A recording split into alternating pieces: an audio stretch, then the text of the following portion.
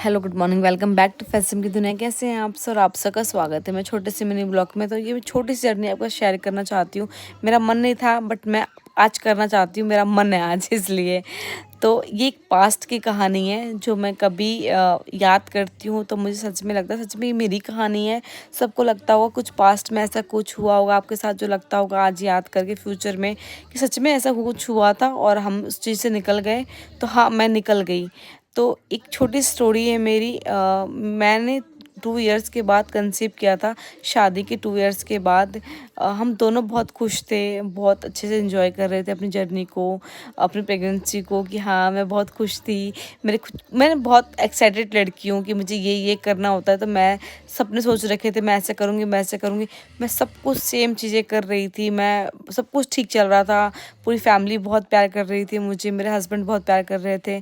But suddenly कुछ चीज़ें ऐसी हुई जो कभी आप सोच नहीं सकते हो। होता है, सबके साथ होता है, ऐसा नहीं है कि सिर्फ मेरे साथ ही हुआ।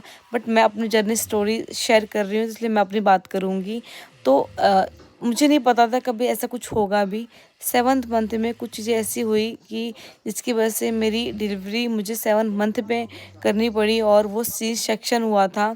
बहुत डिफ़िकल्ट चीज़ें थी। कभी सोचा नहीं था कि ऐसा कुछ होगा मेरे साथ, कभी ख्वाब में भी सोचा नहीं था। मगर वो चीज़ को फेस करना पड़ा क्योंकि हो रहा था वो मेरे साथ। तो बहुत मुश्किल जर्नी थी वो मेरी। मैंने बहुत कोशिश की, डॉक्टर ने, मेरी फैमिली ने, मैंने, मेरे हस्बैंड ने, हमने बहुत मेहनत, मैंने बोलूँगी नहीं मेहनत की, मेहनत डॉक्टर ने किया, जो वहाँ के नर्स थे उन्होंने किया, उनकी सेवा उन्होंने की। बट मैं अपने बेबी को सेफ नहीं कर पाई। लास्ट टाइम तक मैंने उसको खो दिया। बहुत मुश्किल टाइम था मेरे लिए। मगर कहते नहीं, मैंने ऊपर वाले से कहा था, कुछ कहते नहीं, कुछ लेता है तो कुछ देता भी है। मैंने सब्र किया और कुछ चीज़ों से निकली मैं धीरे धीरे। 4 मंथ के बाद दोबारा मैं प्रेग्नेंट हो गई थी। तो ये बहुत शॉक वाला टाइम था। हम दोनों एक्सेप्ट नहीं कर रहे थे सच में ऐसा कुछ हुआ है।